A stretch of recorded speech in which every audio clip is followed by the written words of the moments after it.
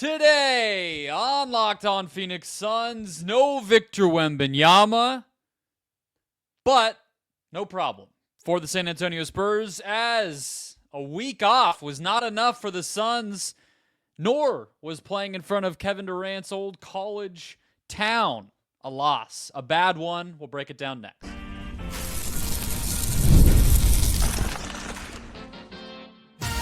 You are Locked On Suns, your daily Phoenix Suns podcast, part of the Locked On Podcast Network, your team every day. Welcome back into Locked On Phoenix Suns. I'm Brendon, Kleen, a staff writer at Awful Announcing and a credentialed Suns media member. Thank you for making Locked On Suns your first listen post-game after Suns Spurs, or maybe to kick off your Friday. Don't forget Locked On Suns, free and available on all platforms, including YouTube, so click that follow or subscribe button. Do what thousands of other Suns fans have already done. Become an everydayer and get locked on to the Phoenix Suns right here each and every day. Today's episode is brought to you by FanDuel. Right now, new customers can bet $150 in bonus bets if your first $5 bet wins. More from FanDuel later on in the show. But joining me, as always, from the Wild West Valley, my fellow Suns credentialed media member, how are we feeling late on a Thursday night, Ben Garcia? Like I've been here before, like the All-Star break didn't happen. There's that slight feeling in you, like there's a very small, minute feeling of you in the second half of the season. Like, all right, well, maybe they just needed to get away for a little bit. Well, that wasn't really the case, but I guess we'll get into it.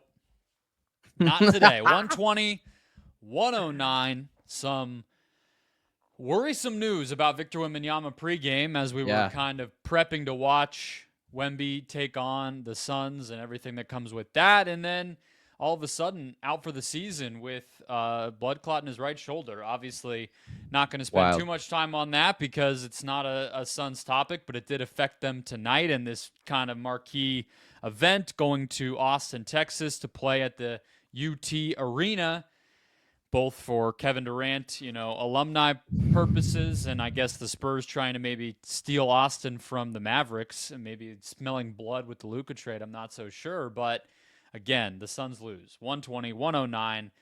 Ben, kick us off with your moment of the game. When did this kind of go sideways? What's sticking out to you? I tweeted this one out, and you had kind of said pre-show that, and I thought this was a really good way to put it. Like, there wasn't one thing that lost the Suns this game or like one clear moment, but I thought there was some clear symbolism to the Suns season that we keep seeing, and it's just redundant. And it was at like the 6:30 mark. I can't remember exactly where it was, but I believe it was the 6:30 mark. Spurs miss a shot. Tyus Jones, I tried to screenshot it, but apparently you can't screenshot a TNT stream. But it was Tyus Jones, Devin Booker, Kevin Durant, and Royce O'Neal all under the basket. Keldon Johnson somehow gets the offensive rebound. Not only does he get the offensive rebound, he then gets the and one and curtains. Game's over. And that's the kind of, like, first off, why is Tyus Jones on the court? We'll get into the rotations in just a minute, but you're already small at that point, and he hasn't been playing very well, and he already started the game, so there's no argument for that at this point. But how do you not box out one guy? Like, just box out one guy. And this, I'm not pointing at one person. Kevin Durant, Royce O'Neal, Devin Booker, Tyus Jones. Anyone. All of them. And it's pathetic. Like, the game is within reach. You think for a second there when they go on that 17-4 run, like, oh, man, they might actually close this one out, and it's going to turn a bad loss into actually a pretty decent win.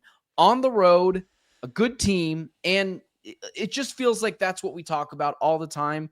And it's the symbolism that, once again, hasn't left this Suns team that started off in the first half, that is now, again, started out in the second half of the season.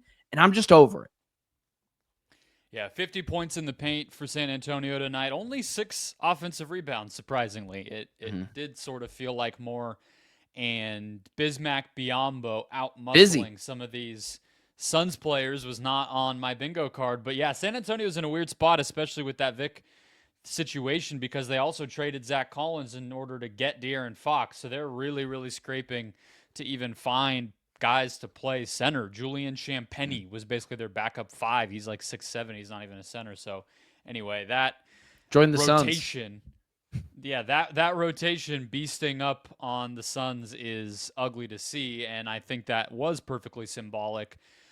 Mine, you could pick any of toward the very end of the game, the De'Aaron Fox buckets. From 3:18 on, he scored, I believe, 9, 10, 11 points. 11 points, if my initial count there is correct, and finished with not many more than that, only 26. So almost half his points, right in a flurry to close out the game. I mean, obviously the dude won the clutch award that the NBA gives out for a reason once upon a time, but it wasn't just De'Aaron Fox scoring. That's kind of predictable. He's their clear best player at this point. But it was also the way in which they were able to get the Grayson Allen matchup that they wanted without much resistance. And you're hearing Stan Van Gundy in real time. And yes, we will get to the rotation stuff like you mentioned, Ben, and we'll close out with, I want to throw something at you as far as the turnovers go,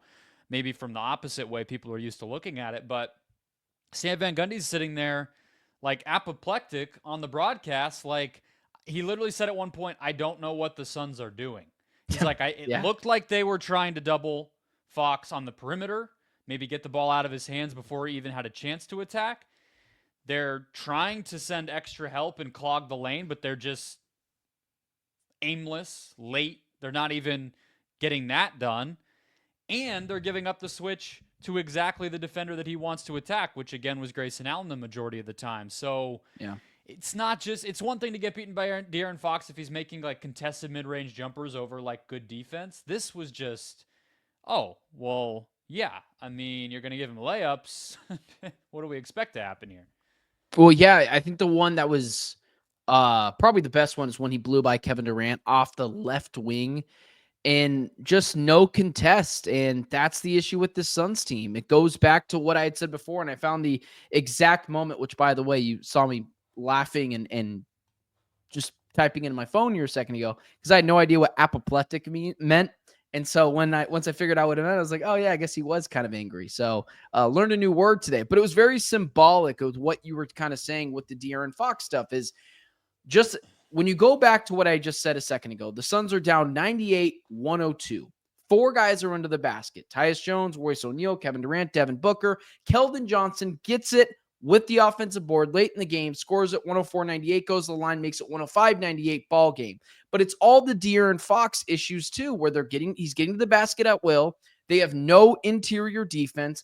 Kevin Durant at one point just gets blown past. It's things that can't happen. I know De'Aaron Fox is a really good player, but for most of that game, he wasn't very good. I think at one point in the fourth quarter, he had 15 points, for the whole game total. And then he just goes on a roll because guys like that can get to the rim at will when shots aren't falling. And it's what the Suns have been missing all year long. So I'm not going to point out one person in particular who I want to just scream at profusely. It's the whole team, man. It's the whole team. And this is a collective failure. I'm not just going to point at one guy. And from the front office to the head coach to the players, you just can't have that. You can't have that kind of effort in a game in which, again, you have to win. I mean, these are games that are going to come down to tiebreakers in the play-in with the San Antonio Spurs. You play them again in a couple of days here. And I don't feel confident about that either. Can I just ask you this? Did you feel any better about the Suns' chances when Wemby-Less went out? I mean, yeah. I thought that they would be able to win this game. I mean, this is a really barren roster without that guy on it. I mean, it's truthfully already a team that you have a better record than, and even with Fox, they haven't been great. So I know it sounds foolish to have any hope in the Suns, but at the same time, it's if they can't beat a team with a worse record and without their best player, are they that bad? I mean, guess so.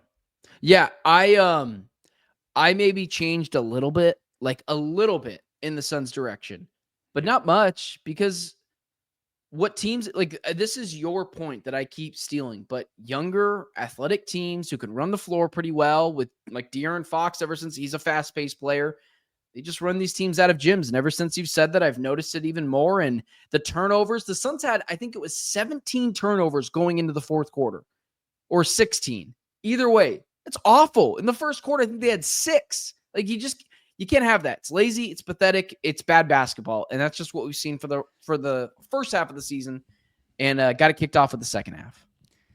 Yeah, and unfortunately, one of the things about the NBA All-Star break is it's like 2/3 of the way through. So we're just about at. I'm agreeing that it's almost 60 games of this. Yeah, it's the second half. I'm aware that it's more than that, but it's just a better way to say it. The third. No. It's not the wording I'm correcting. It's I'm supporting what you're saying to the fans that are listening by saying, like, we're 60 games of this. This is what it is. And it is what it is. You're absolutely right.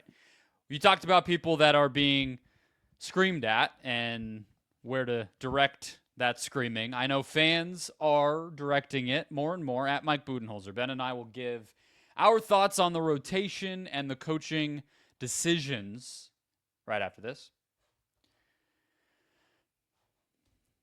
First, today's show is brought to you by DoorDash. NBA fans, get ready. They swoosh, you save. Thanks to Dash Pass, every time a player drops 50 or more points in a game, you score a huge deal the next day. It's simple. When any player puts up 50 or more in a game during the 2024-25 NBA regular season, Dash Pass members get 50% off an order, up to $10 off the next day from noon to midnight. Whether you want to fuel a watch party, catch the next big game around the NBA, or for your Phoenix Suns, and order your go-to snacks and meals at a discount with that Dash Pass, or again, take advantage of that game day feast after an epic 50-point performance by ordering wings, pizza, or burgers to celebrate straight from your favorite spot, delivered right to your door. Sign up for Dash Pass and be ready to save. When any player scores 50 or more in a game, Dash Pass members get 50% off an order the next day, up to $10 off. Just use the promo code NBA50 from noon to midnight after those 50-point games the rest of the season on eligible orders at participating merchants. Merchants must have an active Dash Pass account. Terms apply. Visit DoorDash to learn more. Alrighty, Ben, let's keep it rolling here. So, I don't love to build up one comment here or there as far as what fans think, but it's getting to the point where it is prevalent. I see it in YouTube comments on our channel. I see it on the Suns subreddit. I see it on X. People are taking issue with Mike Budenholzer.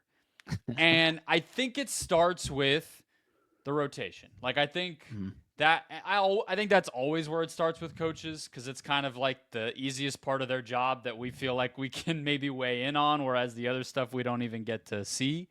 But after a game like this, I think it's a valid conversation to have, because Ryan Dunn played 0 minutes, basically. Nick Richards played 9 in the first half, 0 in the second half, so 9 total. And as we mentioned, Grayson Allen was on the court getting kind of picked apart on the defensive end late. Tyus Jones didn't play to close the game, but he was in early in that fourth quarter, 23 minutes for him. And not that I think people are taking issue with this, but before the break, you were seeing Ty, Colin Gillespie get minutes. They're gone now. It's been very herky-jerky, and it has been very concentrated on a couple of guys that I know Suns fans don't love to see out there. So how much do you think this is causing the Suns to be in the situation that they're in? Let's start there. 0. I okay, 5%. Like, I'll give it something. I don't think that this is changing, like, the reason why the Suns are this bad. I think the Suns are this bad because they're small. Defensively, they're bad. They can't get to the rim at will. 3-point shooting has been great this year. Devin Booker, I know we don't like the word regress, but hasn't been amazing consistently all year long, although towards the end of that. Tonight I'll give you regress. Some yeah. Some word needs to be used on a night like this. Well, I think I would lead that more towards, I think I'd lead that probably more towards a little bit of rust. It's not the rotations that have ruined this team, but what I will say is his rotations are inexcusable at this point. If he was toying around with the roster and they were staying competitive or winning, like, with this team, winning is so much to ask, so I just would go with staying competitive.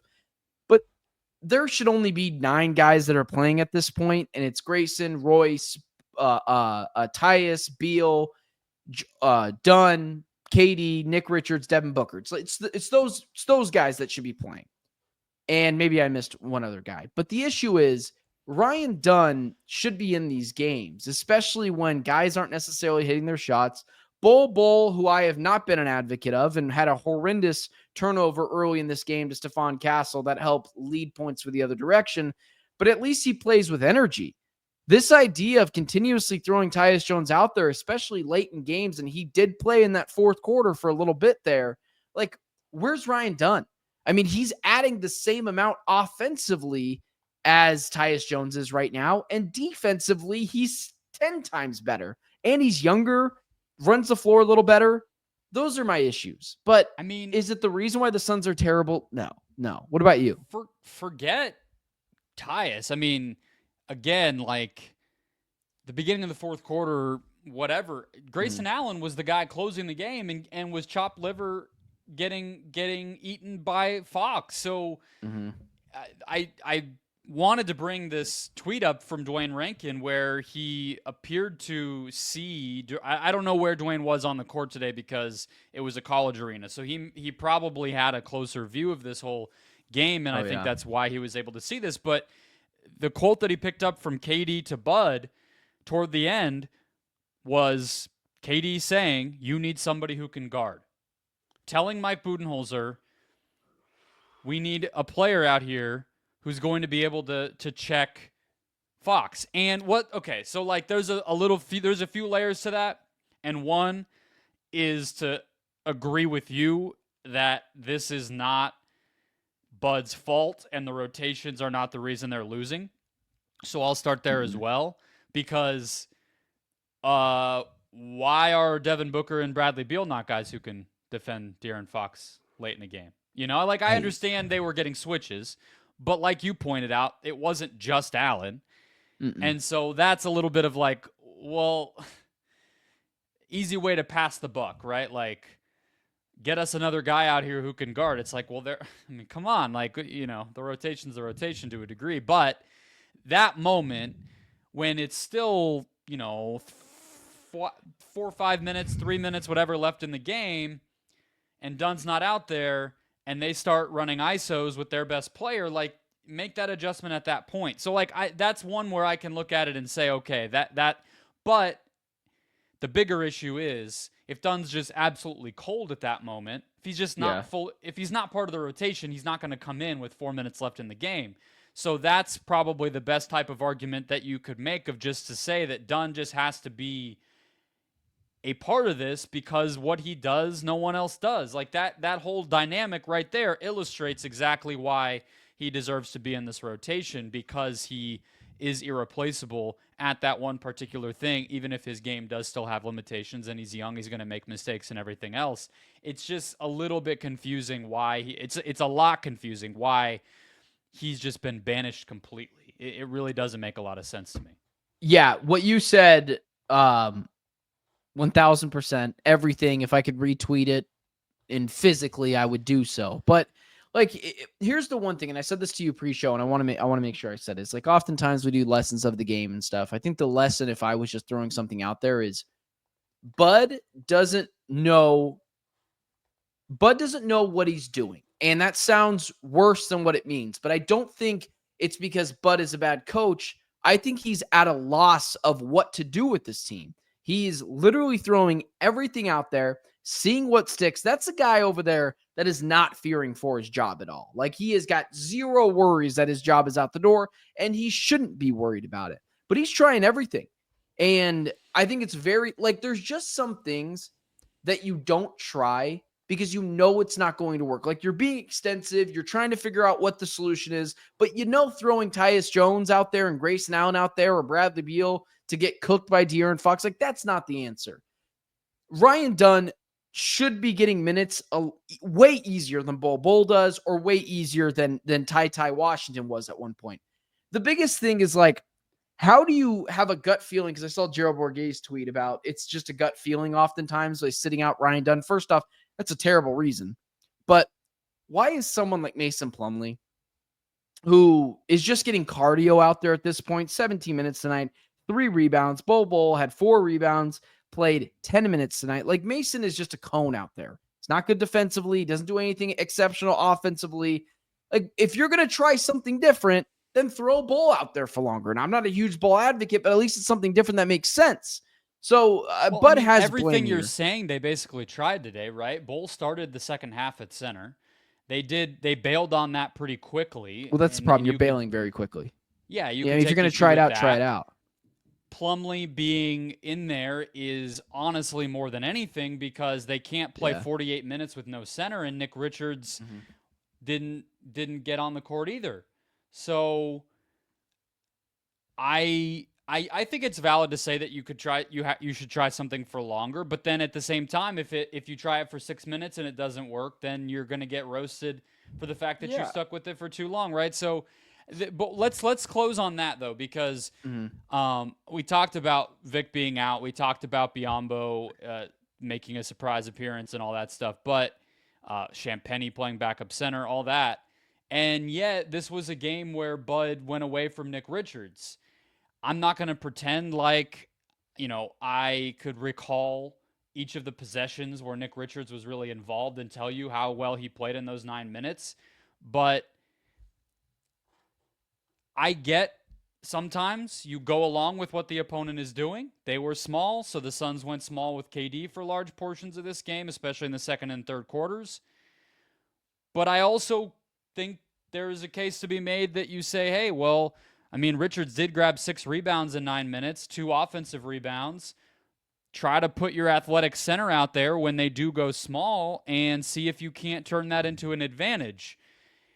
Him bailing on Richards feels like we're sort of back to square one, where the center position is just an absolute emergency every single game. And I think we saw for the first 30, 40 games of the year that if that's going to happen, then they're not going to win a lot of games. You kind of just have to stick with Richards at this point.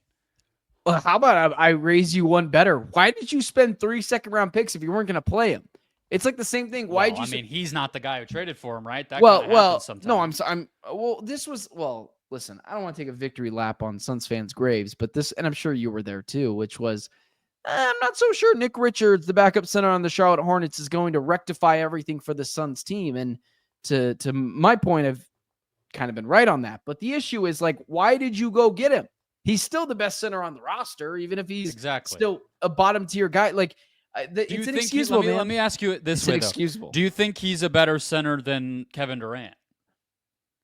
Would you just stick with, say, Richards is the best option we have? I'm not saying, obviously, you're not going to do anything for a whole game. There's room for both. But, to close this game, would you have had Richards out there? Oh, yeah. In this extent, yes. Because at least you're bigger. And what was De'Aaron Fox doing? Getting to the freaking cup at will. And I'd like to have some interior defense. Now, I'm not saying Nick Richards is prime Ben Wallace, but holy hell, he's got to be better than 6'0" Tyus Jones. So that's where I would land on it. I mean, in a Suns nutshell, had no center on the court for the last 7 minutes and 38 seconds of the game. Yeah, not the reason why they lost, Bud. I think this is a collection of everyone's failure, but it didn't help. And that's what I feel about with Bud. I've still got faith in Bud. I think he'll figure it out at some point, but this is just a hodgepodge of awfulness, man. I have to admit, it's weird to me that I understood it with Monty. I understood it with Vogel because Monty gets fired. You trade for Kevin Durant. Why is it not working? I understood fans wanting to make the coach the target. And I was on board at that point. I finally came around to, okay, maybe it's just time with Monty. Yeah. Interpersonally, the Ayton situation, the Crowder thing, whatever. It might just be time. With Vogel, I was a little you have to find a better one. They did. So, okay. But at this point, it's crazy to me that fans would still rather put the blame on the coach than the guys who have been along for every step of that. That just, I'm running up against a little bit of, I don't want to not listen to what fans are saying because that's our audience, and I want to hear you guys. I respect what you guys have to say, and I appreciate the feedback and everything, but absolutely. Come on. How could it still be the coach's fault when they're now done 3 different coaches? It's a little bit if the guy has 3 ex-wives, you're like, that dude's probably a little rough to be around. You know what I mean? Like, you don't go, wow, he had a bunch of crazy wives. You're like, oh, maybe I stay away from that guy. So I don't know.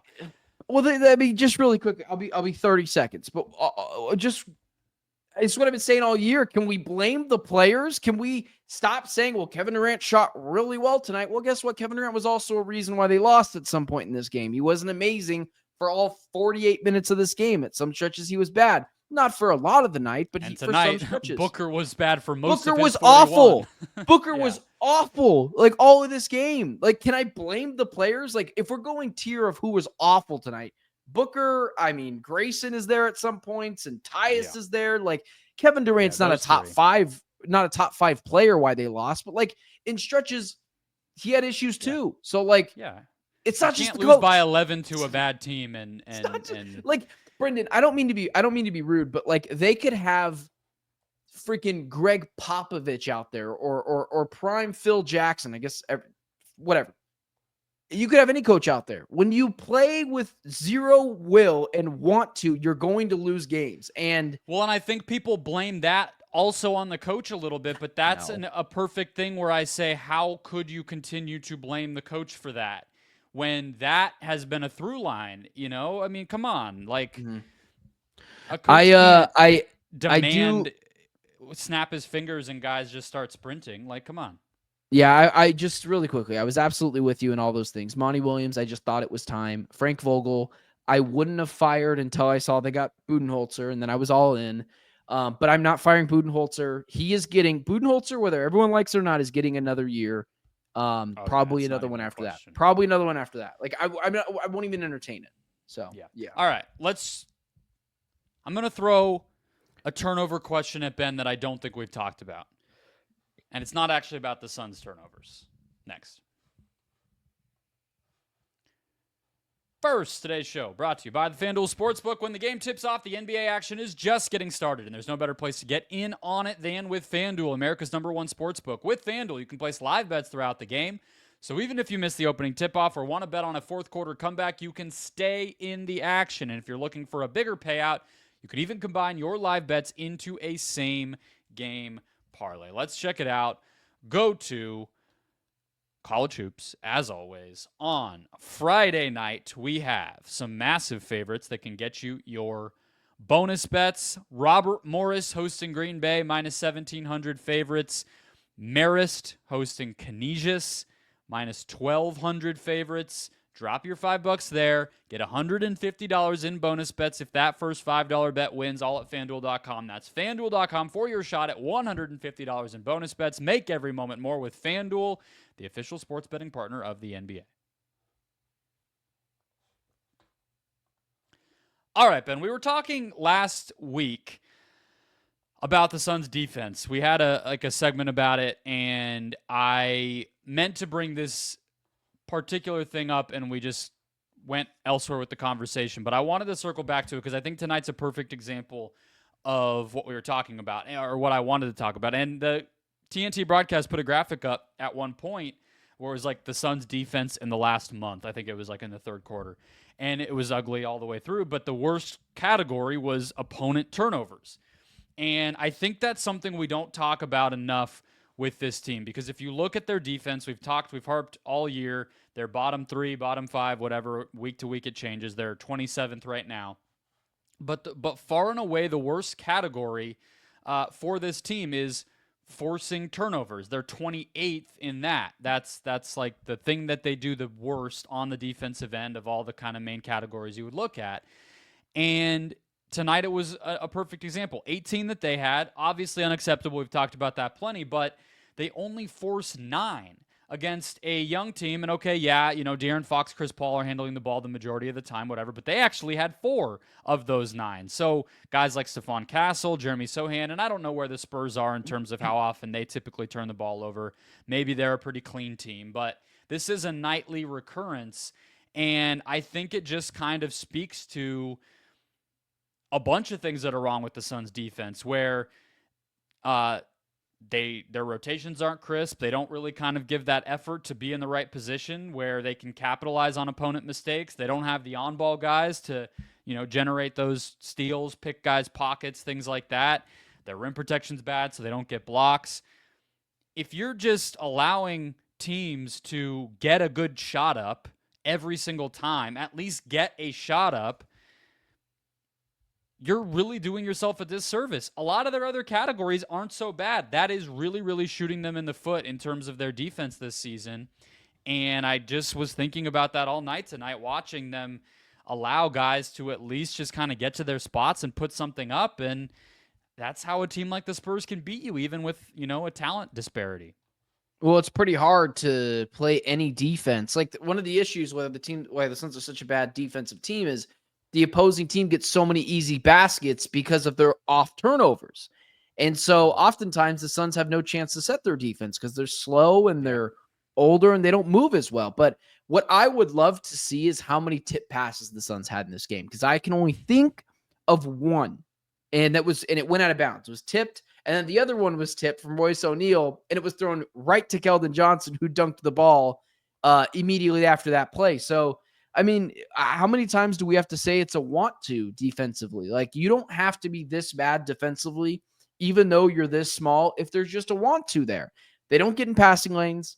The interior defense is bad. I mean, De'Aaron Fox is getting there at will. Like, I don't know what to say. Like, how did Frank Vogel make this defense work last year? Because it was a fine defense. It was just fine. It was a fine defense last year.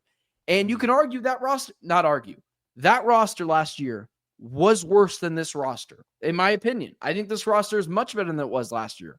And Vogel made it work. Sort of, but like at this point, the guys who are playing, how much different is it really? I mean, by this point last season, O'Neal was already here. Bull was in the rotation.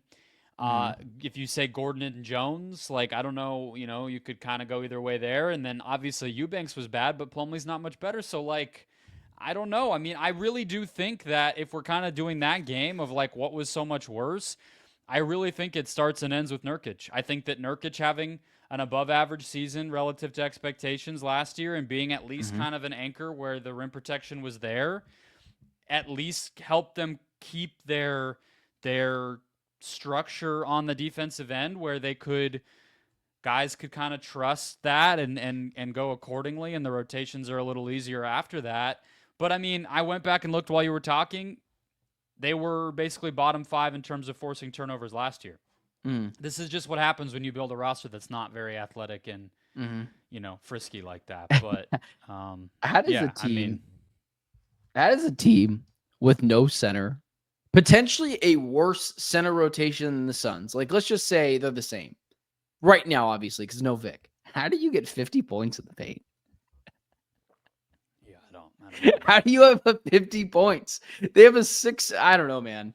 I don't know. Well, I don't know. Let's see. How many of those were fast break? Because almost all of those are going to be 25. It says so points there you go. That helps. It says points conceded off turnovers 25. So I guess that could have been a jumper here or there, but call it 20. So I mean, I guess that does. I guess that does help. But how do you do that? How do you the Suns never led in this game? It was wall to wall, led by a team without their best player. I thought they led 54-53 in the third. I thought so as well, but that's not what ESPN quarter, is telling me. Wow. ESPN is telling me largest lead 0. So I don't know what happened. Oh, they there. tied it. No, they did lead. They did lead. 54-53. I had it right at the end of the second quarter, and that was it. Someone at ESPN's getting fired, because I thought the same thing. I thought they did lead in this game too at one point, but I went to ESPN play-by-play, and it has it right there. But then literally the next possession, the Spurs retook the lead, so it was a grand total of 19 seconds. About it. So who played longer, Ryan Dunn or the Suns lead? I think Dunn played 20 seconds. So there you go, Ryan. Hey, I have a question really quickly before you end the show. Was I the only one that thought that this arena was going to be Texas Longhorn themed? Like when I turned it on, I was like, oh, it's gonna be like on the Longhorns court, but it was all Spurs stuff. I was a little annoyed by that. Yeah, I thought they would like maybe just put a Spurs logo on the Texans. Yeah, it's like maybe like on each side of the free throw. But like, what was the point of that? What was the point? What was the reason? For the TV audience, Well, I wanted to see it. The point was all the people who got to go. Oh, awesome. I cared. Boomer. That's how I'm going to end it. Just boomer. You know what? That'll piss off piss off Durant and piss off all the friggin' Texas fans. Anyways. All right, you can end it now. Just something to chew on with the turnover thing, where when we're talking about, how to fix this or whatever kind of crap in the offseason, like, it's been a recurring problem that they just don't have resistance on the ball. And I know we know that, but you can't create so few turnovers and expect to be a good defense in the NBA. That'll wrap us up. Hit follow or subscribe if you have not already. Become an everydayer. We're here for you, rain or shine, and we will be here for you as the Suns do try to figure out how to solve all these bad losses. Enjoy your weekend. We will be back with you next week as the Suns road trip continues. We'll talk to you then.